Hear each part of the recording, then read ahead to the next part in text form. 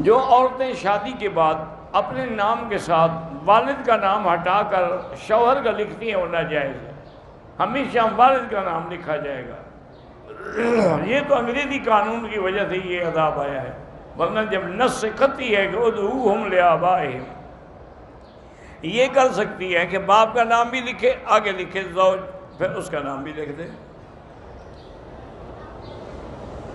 علماء کرام کسی شخص کو سزا دینے کا حق رکھتے ہیں، وہ ان کے پاس کون سی طاقت ہے جس سے وہ سزا دیں گے؟ سزا تب ہوتی ہے جب اسلامی حکومت ہو۔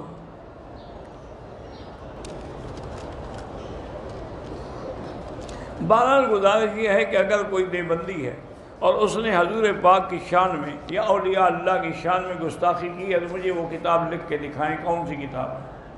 باقی جو بریلوی حضرات جو ہیں اور جو شرک کرتے ہیں ان کا شرک تو لکھا ہوا ہے، ہر مسجد میں لکھا ہوا ہے، یا اللہ یا محمد یا حسین، ان کا لکھا ہوا واضح ہے سامنے، غیر اللہ کی ندا شرک ہے۔